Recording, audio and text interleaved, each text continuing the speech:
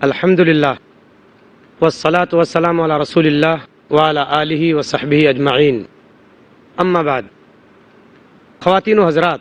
میں آپ تمام آئے ہوئے مہمانوں کا اسلامک ریسرچ فاؤنڈیشن کی جانب سے دل کی گہرائی سے استقبال کرتا ہوں۔ السلام علیکم ورحمۃ اللہ وبرکاتہ۔ خواتین و حضرات، آج کی ہماری اس نشست کے جو مقرر ہیں، جن کا تعلق سدھارتھ نگر یو پی سے ہے، آپ نے فضیلت کی ڈگری جامعہ اسلامیہ سنابل نئی دہلی سے حاصل کی۔ آپ نے عالمی شہرت یافتہ یونیورسٹی جامعہ اسلامیہ مدینہ منورہ سے سن 2002 میں عربی ادب میں گریجویشن کیا۔ سن 2008 میں ممبئی یونیورسٹی سے عربی ادب میں ہی MA کی ڈگری حاصل کی۔ آپ اسلامک انٹرنیشنل اسکول ممبئی میں 2002 سے بحیثیت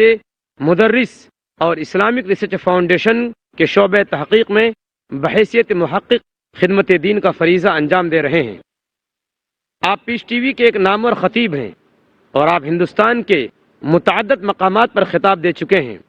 پیس ٹی وی اردو پر نشر ہونے والے آپ کے پروگرام گناہ کبیرہ، فضائل حج، شمع اسلام، سیرت خلفائے راشدین اور فضائل دعا وغیرہ عوام و خواص میں کافی مقبول ہیں۔ آپ کو عربی زبان و ادب اور اسلامک اسٹڈیز کی تدریس میں بصیرت حاصل ہے۔ میری مراد شیخ شمیم فوزی سے ہے، جن کی تقریر کا عنوان ہے توبہ قبول کیسے ہو۔ میں دعوت سخن دیتا ہوں شیخ شمیم فوزی صاحب کو کہ وہ تشریف لائیں اور توبہ قبول کیسے ہو اس عنوان پر اپنے خیالات کا اظہار فرمائیں۔ شیخ شمیم فوزی حفظہ اللہ۔ اللہ اللہ اللہ اللہ اللہ اللہ اللہ۔ ان الحمد لله نحمده ونستعينه ونستغفره ونستهديه ونعوذ بالله من شرور انفسنا ومن سيئات اعمالنا، من يهده الله فلا مضل له ومن يضلل فلا هادي له، ونشهد ان لا اله الا الله وحده لا شريك له، ونشهد ان محمدا عبده ورسوله ارسله بالحق بشيرا ونذيرا، اما بعد۔ قال الله تعالى في القرآن المجيد: اعوذ باللہ من الشیطان الرجیم، بسم اللہ الرحمن الرحیم، یا ایہا الذین آمنوا توبوا الی اللہ توبۃ نصوحا عسى ربکم ان یکفر عنکم سیئاتکم، سبحانک لا علم لنا الا ما علمتنا انک انت العلیم الحکیم، اللہم انفعنا بما علمتنا وعلمنا ما ينفعنا یا رب العالمین، اللهم أرنا الحق حقا وارزقنا اتباعه وأرنا الباطل باطلا وارزقنا اجتنابه۔ محترم حاضرین، قابل قدر بزرگوں، دینی و ملی نوجوان دوستوں، خواتین اسلام اور پیس ٹی وی کے تمام ناظرین، ہم آپ سب کو جنتیوں کا سلام پیش کرتے ہیں۔ السلام علیکم ورحمۃ اللہ وبرکاتہ۔ آج میں نے جو آیت کریمہ آپ کے سامنے پڑھی ہے وہ سورہ تحریم سورت نمبر 66 آیت نمبر 8 ہے، جس میں اللہ ارشاد فرماتا ہے: یا ایہا الذین آمنوا، اے وہ لوگو جو ایمان لائے ہو، توبوا الی اللہ توبۃ نصوحا، تم سب کے سب اللہ رب العالمین سے توبہ کرو، سچی توبہ۔ عسیٰ ربکم ان یکفر عنکم سیئاتکم، کیوں کہ اللہ رب العالمین امید ہے تمہارے اس توبہ کی وجہ سے تمہارے گناہوں کو مٹا دے گا، تمہاری اس توبہ کو تمہارے گناہوں کے کفارے کا ذریعہ بنا دے گا۔ اس آیت کریمہ کی روشنی میں آج کی اس نشست میں، آج کے اس جلسے میں، آج کی اس بڑی کانفرنس میں ہمارے خطبے کا موضوع ہے توبہ قبول کیسے ہو۔ یہ ایک سوال ہے جس کا جواب انشاءاللہ میں آپ کو آج کی اس نشست میں دینا چاہوں گا۔ اللہ سے دعا ہے کہ اللہ رب العالمین ہمیں دلائل کی روشنی میں اس کا صحیح جواب دینے کی توفیق عطا فرمائے۔ سامعین کرام، ایک بار اسی طرح نبی صلی اللہ علیہ وسلم کے ساتھ صحابہ کرام کی بیٹھک تھی۔ صحابہ کرام نبی صلی اللہ علیہ وسلم کے سامنے تشریف فرما تھے۔ آپ نے ان سے ایک سوال کیا اتدرون ما المفلس، اے صحابہ جانتے ہو مفلس، نادار، بدحال کون ہے؟ یہ واقعہ صحیح مسلم کتاب البر والصلہ باب و تحریم الظلم، اس میں امام مسلم نے نقل کیا ہے، یعنی یہ صحیح واقعہ ہے۔ اللہ کے رسول جب پوچھتے ہیں اتدرون ما المفلس، بتاؤ مفلس کون ہے، نادار کون ہے، بدحال کون ہے، تنگ دست کون ہے، تو صحابہ اکرام جواب دیتے ہیں المفلس فینا من لا درہم لہ ولا متاع، کہ اللہ کے رسول ہم میں مفلس، نادار، بدحال تو وہ سمجھا جاتا ہے جس کے پاس مال و دولت نہ ہو، جس کے پاس پراپرٹی نہ ہو، جس کے پاس جائیداد نہ ہو، ساز و سامان نہ ہو، وہ آدمی مفلس ہے، نادار ہے، بدحال ہے۔ تب اللہ کے رسول صلی اللہ علیہ وسلم خود جواب دیتے ہیں المفلس من امتی، میرے امت کا مفلس وہ انسان ہے یاتی یوم القیامت بصلاۃ وصیام وزکات، کہ جو قیامت کے دن آئے گا اس حال میں کہ اس کی نماز اس کے ساتھ ہوگی، اس کا روزہ اس کے ساتھ ہوگا، اس کی دی ہوئی زکوٰۃ و صدقات اس کے ساتھ ہوگی، لیکن ان نیکیوں کے ساتھ ساتھ اس نے کچھ اور بھی کیا ہوگا۔ وَيَأْتِي وَقَدْ شَتَمَ هَذَا وَأَكَلَ مَالَ هَذَا وَقَذَفَ هَذَا وَضَرَبَ هَذَا، آئے گا وہ اپنے نمازوں کے ساتھ، اپنے روزوں کے ساتھ، اپنی زکوٰۃ کے ساتھ، لیکن اس نے کسی کو گالی دیا ہوگا، کسی کو مارا ہوگا، کسی پر بیجا الزام لگایا ہوگا، کسی کا ناحق خون بہایا ہوگا۔ وَسَفَكَ دَمَ هَذَا، سارے کے سارے لوگ جمع ہو کر اس کے پاس اکٹھے ہو جائیں گے اور کہیں گے اے اللہ میں مظلوم ہوں، مجھے اس نے ستایا تھا، اے اللہ میرا حق اس نے مارا تھا، اے اللہ مجھے اس نے گالی دی تھی، اے اللہ میرا خون ناحق اس نے بہایا تھا، اللہ مجھے میرا حق دلا دے، اے اللہ مجھے میرا حق دلا دے، میں مظلوم تھا، میں مظلومیت کی زندگی گزار کر اللہ تیرے پاس پہنچا ہوں، یہ ظالم تمہارے سامنے کھڑا ہے، اے اللہ مجھے بدلہ دلا دے۔ فَيُؤْتَى هَذَا مِنْ حَسَنَاتِهِ، حدیث کے الفاظ اللہ کے رسول فرماتے ہیں تو اس مظلوم کو اس انسان کی کچھ نیکیاں دے دی جائیں گی، وَيُؤْتَى هَذَا مِنْ حَسَنَاتِهِ، اور اس دوسرے کو بھی اس کی نیکیاں دے دی جائیں گی، بانٹ دی جائیں گی۔ جتنے مظلومین کھڑے ہوں گے ان مظلوموں کو اس انسان کی جو نماز پڑھتا تھا، روزے رکھتا تھا، زکوٰۃ دیا کرتا تھا، بھلائیاں کرتا تھا، لیکن اسی کے ساتھ ساتھ لوگوں پر ظلم و زیادتی کرتا تھا، تو اس کی نیکیاں بانٹ دی جائیں گی ان مظلوموں۔ حالت یہ ہو جائے گی کہ مظلوم باقی رہ جائیں گے اور اس کی نیکیاں ختم ہو جائیں گی، ختم ہو جائیں گی اس کی نیکی۔ وہ تمام مظلومین جو بچے ہیں وہ پھر اللہ رب العالمین سے کہیں گے اللہ ہمارا بھی حق ملنا چاہیے، اللہ مجھے بھی ہمارا حق دلا دے، اس نے مجھ پر الزام لگایا تھا، میرے اوپر تہمت درازی کی تھی، اللہ بیجا اس نے مجھے ستایا تھا، میرا مال ہڑپ کر لیا تھا۔ حدیث کے الفاظ ہیں فَإِن فَنِيَتْ حَسَنَاتُهُ، جب اس کی بھلائیاں ختم ہو جائیں گی، فَطُرِحَ عَلَيْهِ خَطَايَاهُمْ، تو دوسرے مظلومین کھڑے ہوں گے، ان کی غلطیاں، ان کی خطائیں اس آدمی پر لاد دی جائیں گی، ثُمَّ طُرِحَ فِي النَّارِ، اور پھر اس کو جہنم میں پھینک دیا جائے گا۔ سامعین، یہ کون انسان ہے؟ یہ کون ہے جس کو جہنم میں ڈالا جا رہا ہے؟ یہ وہی ہے جس نے نمازیں ادا کی تھیں، جس نے روزے ادا کیے تھے، جس نے زکوٰۃ دی تھی، جس نے صدقات و خیرات کیا تھا، لیکن اس کے ساتھ ساتھ اس نے ظلم و زیادتی کی تھی، لوگوں کا حق مارا تھا، لوگوں کو گالیاں دی تھیں، لوگوں پر الزام لگایا تھا، لوگوں کا خون ناحق بہایا تھا۔ یہ تمام کے تمام لوگ اس کی بھلائیاں لے لیں گے اور اس کو جہنم میں ڈال دیا جائے گا۔ اس سے پتہ چلتا ہے کہ صرف نیکیاں کر لینا ہی کافی نہیں ہے،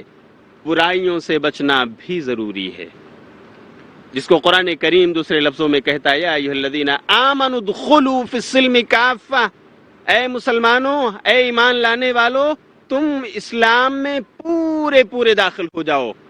اچھائیاں بھی کرو، نمازیں پڑھو، روزے رکھو، زکوٰۃ دو، صدقہ و خیرات کرو، حج کرو، دوسرے واجبات اور فرائض کو انجام دو، نوافل اور مستحبات کو کرو، لیکن اس کے ساتھ ساتھ گناہوں سے بچو، اللہ نے جن چیزوں سے منع فرمایا ہے اس سے اجتناب کرو، تب تم سچے پکے مومن تسلیم کیے جاؤ۔ اور اس حدیث سے پتہ چلتا ہے کہ اگر ہمیں قیامت کی مفلسی سے بچنا ہے تو ہمیں توبہ کرنا ہوگا۔ صرف نیکیاں کر لینا ہی کافی نہیں ہے، برائیوں سے بچنا بھی ضروری ہے،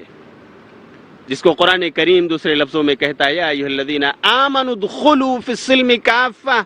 اے مسلمانوں، اے ایمان لانے والو، تم اسلام میں پورے داخل ہو جاؤ،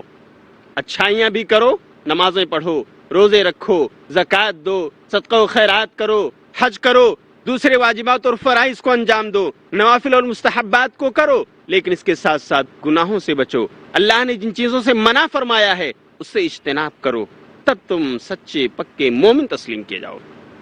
اور اس حدیث سے پتہ چلتا ہے کہ اگر ہمیں قیامت کی مفلسی سے بچنا ہے تو ہمیں توبہ کرنا ہوگا۔ یہ حدیث صاف طور پر ہم سے کہہ رہی ہے کہ لوگوں، قیامت کا یہ سب سے بڑا مفلس اور نادار انسان ہوگا، اور اگر تم بھی انسان ہونے کے ناطے ایسی غلطیاں کر رہے ہو، ایسی خطائیں سرزد ہو رہی ہیں، اور تمہیں قیامت کی مفلسی سے بچنا ہے تو توبہ کرنی ہو، سیکھنا ہوگا توبہ کا طریقہ کیا ہے، جاننا ہوگا کہ ہماری توبہ قبول کیسے ہو، تاکہ ہم اللہ رب العالمین سے یہاں معافی مانگ لیں اور کل قیامت کی رسوائی سے بچ سکیں۔ لیکن سب سے اہم سوال یہ ہے کہ توبہ کا صحیح مفہوم کیا ہے؟ توبہ یہ عربی زبان کا ایک مصدری کلمہ ہے، کہا جاتا ہے تابا یتوب توبتن، جس کے معنی ہیں رجع، یعنی لوٹنا، واپس ہونا۔ یہ عربی ڈکشنری میں، عربی لغت میں آپ اس کی میننگ پائیں گے۔ لیکن شریعت کی اصطلاح میں، اسلام کی نظر میں توبہ کسے کہتے ہیں؟ جب یہ سوال ہو تو اس کا جواب یہ ہے، جیسا کہ علامہ راغب اصفہانی نے اپنی کتاب مفردات و الفاظ القرآن الکریم میں، امام غزالی نے اپنی کتاب احیاء علوم الدین میں، اور علامہ جرجانی نے اپنی کتاب التعریفات میں نقل کیا ہے، توبہ کی شرعی تعریف کو۔ ان سب کے الفاظ اور تعبیرات تو مختلف ہیں، لیکن سب کا خلاصہ ایک، توبہ یہ ہے اگر کسی انسان نے اللہ رب العالمین سے اپنا رخ ہٹا کر کسی اور طرف کر لیا تھا،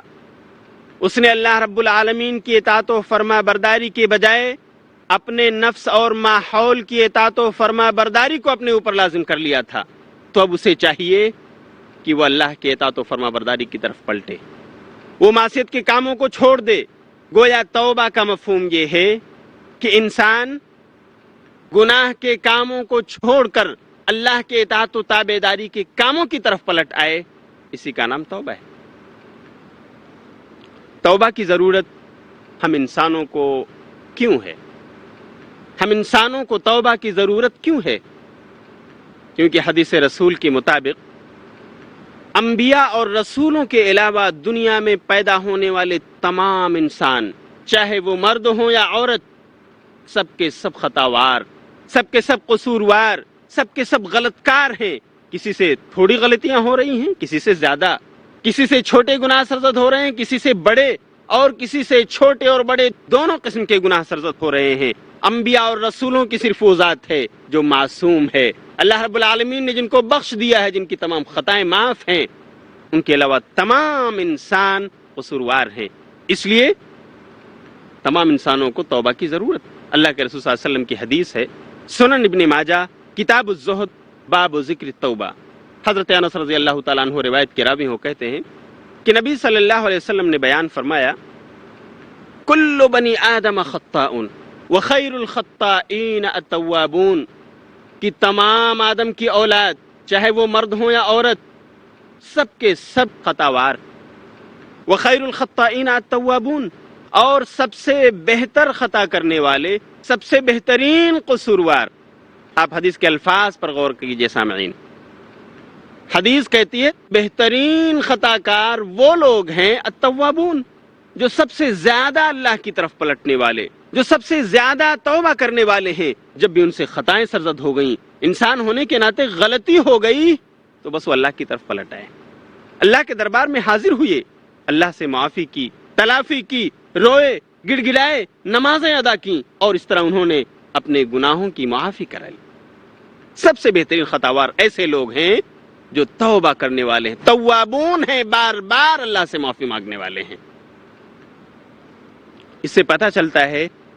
کہ اگر ہم سے بتقاضائے بشریت، انسان ہونے کے ناطے ہم لوگوں سے خطائیں ہو جائیں، غلطیاں ہو جائیں، قصور سرزد ہو جائے، تو ہمیں مایوس ہونے کی ضرورت نہیں، ہمیں خودکشی کرنے کی ضرورت نہیں، ہمیں پھانسی کے پھندے پر لٹکنے کی ضرورت نہیں۔ ہمیں اگر ضرورت ہے تو اس بات کی کہ ہم اللہ کی طرف رجوع ہوں، ہم اللہ سے روئیں اور گڑ گڑائیں، اس سے معافی اور تلافی کرا لیں، مایوس نہ ہو۔ اللہ رب العالمین نے مایوسی کو جرم قرار دیا ہے اور مایوس ہونے سے منع فرمایا ہے۔ آئیے میں آپ کو ایک آیت شریفہ سناؤں۔ سورہ زمر سورۃ نمبر 39 آیت نمبر 53 میں اللہ ارشاد فرماتا ہے، نبی آخر الزمان حضرت محمد مصطفیٰ صلی اللہ علیہ وسلم کو خطاب کر، قل یا عبادی الذین اسرفوا علی انفسہم لا تقنطوا من رحمت اللہ، اے نبی جاؤ میرے بندوں کو میرا پیغام پہنچا دو، اے نبی جاؤ میرے بندیوں کو میرا پیغام پہنچا دو۔ یا عبادی الذین اسرفوا، کہ اے میرے وہ بندو جنہوں نے اپنے آپ پر ظلم کیا ہے، اللہ کی حکم کی ہوئی باتوں کی نافرمانی کر کے، اللہ نے جن باتوں سے منع کیا تھا، جن کاموں سے روکا تھا، اسے انجام دے کر جن لوگوں نے اپنے نفسوں پر ظلم کر لیا ہے، لا تقنطوا، مایوس مت ہو من رحمت اللہ، اللہ کی رحمت سے۔ اللہ کی رحمت سب کو محیط ہے، اللہ کی رحمت سب پر بھاری ہے، لا تقنطوا من رحمت اللہ، ان اللہ یغفر الذنوب جمیعا، اس لیے کہ اللہ رب العالمین تمام گناہوں کو معاف کرنے والا، چھوٹی بڑی تمام غلطیوں کو درگزر کرنے والا ہے، انہ هو الغفور الرحیم، وہ تو بہت بخشنے والا، بہت رحم کرنے والا۔ کتنی زبردست آیت ہے توبہ کے باب میں، جو انسان کو حوصلہ دیتی ہے کہ اے انسان، اگر تو نے انسان ہونے کے ناطے غلطیاں کر لی ہیں، گناہ سرزد ہو گئے ہیں، تو پھر تمہیں مایوس ہونے کی ضرورت نہیں ہے، تمہیں خودکشی کرنے کی ضرورت نہیں ہے، صرف ضرورت یہ ہے کہ تم اللہ کی طرف رجوع ہو جاؤ، توبہ کر لو، اللہ معاف کرنے کے لیے تیار ہے۔ بہت زبردست آیت ہے یہ توبہ کے باب، بلکہ اگر آپ احادیث کو پڑھیں گے تو پتہ چلتا ہے کہ اللہ رب العالمین بندے کی توبہ سے خوش ہوتا ہے، جی بندے کی توبہ سے اس قدر خوش ہوتا ہے۔ نبی صلی اللہ علیہ وسلم کی ایک حدیث ہے جو صحیح مسلم کتاب التوبہ باب فی الحض علی التوبہ، توبہ پر ابھارنے کا باب امام مسلم نے باندھا ہے۔ اس میں یہ حدیث مذکور ہے، اللہ کے رسول صلی اللہ علیہ وسلم نے ایک بار صحابہ کرام کو بتایا کہ اللہ کسی بندے کی توبہ پر کس قدر خوش ہوتا ہے۔ آپ نے ایک مثال بیان فرمائی اور آپ نے کہا للہ اشد فرحا بتوبۃ عبدہ، اللہ رب العالمین اپنے بندے کی توبہ پر بہت خوش ہوتا ہے۔ پھر آپ نے ایک مثال بیان فرمائی کتنا خوش ہوتا ہے، تاکہ انسان اندازہ کر سکے، لوگوں کو اندازہ ہو سکے اللہ کی خوشی کیسی ہے۔ آپ نے کہا اللہ اس انسان سے بھی زیادہ خوش ہوتا ہے توبہ سے جو انسان دور دراز صحرا اور بیابان کے سفر پر جاتا ہے، اس کے ساتھ اس کا اونٹ ہے، اس کے ساتھ اس کا گھوڑا ہے، اس کے ساتھ اس کی سواری ہے جس پر اس کا کھانا پینا سب کچھ سامان لدا ہوا ہے، اور وہ انسان جاتے ہوئے راستے میں تھوڑا سستانے لگتا ہے، لیٹ جاتا ہے، آرام فرمانے لگتا ہے، اپنی سواری کو باندھ دیتا ہے، لیکن جب اس کی آنکھ کھلتی ہے تو دیکھتا ہے کہ اس کی سواری غائب، وہ سواری جس پر اس کے کھانے پینے کا تمام تر ساز و سامان لدا ہوا تھا، وہ سواری اس کی آنکھوں سے اوجھل ہے، اٹھ کر دور دراز تک نظر دوڑاتا ہے، کہیں کوئی پتہ نہیں، اور اب حالت ایسی ہو جاتی ہے کہ اس کو اس کی موت آنکھوں کے سامنے مڈلاتی ہوئی نظر آتی ہے۔ مایوس ہو کر وہ واپس آتا ہے، اپنی جگہ پر پھر سے لیٹ جاتا ہے کہ ابھی سوتا ہوں یہاں تک کہ مجھے موت آ جائے۔ کیوں؟ اس لیے کہ اتنا بڑا بیابان، اتنا بڑا صحرا، اتنا بڑا ڈیزرٹ، میری سواری غائب، میرے کھانے پینے کا سامان غائب، اب کون ہے جو مجھے وہاں تک پہنچا سکے گا؟ دور دور تک آبادیوں کا نام و نشان تک نہیں، دور دور تک پانی کا پتہ لتا نہیں، کہاں ہے میرا زاد و توشہ؟ کہاں سے میں پہنچ سکوں گا اور یہ سفر طے کر سکوں گا؟ مایوس ہو کر کے لیٹتا ہے کہ مجھے اب موت آنی ہے، موت تو میرے سامنے مڈلا رہے۔ تھوڑی دیر آرام فرمانے کے بعد اچانک اس کی آنکھ کھلتی ہے، وہ کیا دیکھتا ہے کہ میری سواری بس میرے قریب آ کر کھڑی ہے. وہ سواری جو کچھ لمحے پہلے غائب ہو چکی تھی، جس نے کھانے پینے کا تمام سامان لے کر کے جو غائب ہو چکی تھی، وہ سواری اب سامنے موجود. وہ انسان اٹھتا ہے، خوشی کے عالم میں یہ جملے ادا کرتا ہے جو از روئے شریعت غلط ہیں، لیکن اس کے خوشی کا عالم دیکھے وہ بندہ کتنا خوش ہوتا ہے اپنی سواری کو پا کر. وہ کہتا ہے اللہم انت عبدی وانا ربک، اے اللہ تو میرا بندہ میں تیرا رب. اسے کہنا تھا، وہ کہنا چاہتا تھا اللہم انت ربی وانا عبدک، کہ اللہ تو میرا پروردگار ہے، تو میرا رب ہے، تو میرا پالنہار ہے، تو میرا کارساز ہے، وانا عبدک، اور میں تیرا بندہ ہوں. لیکن خوشی کے عالم میں اس قدر وہ گم ہو جاتا ہے، محو ہو جاتا ہے کہ وہ خطا کر جاتا ہے. اخطأ من شدت الفرح،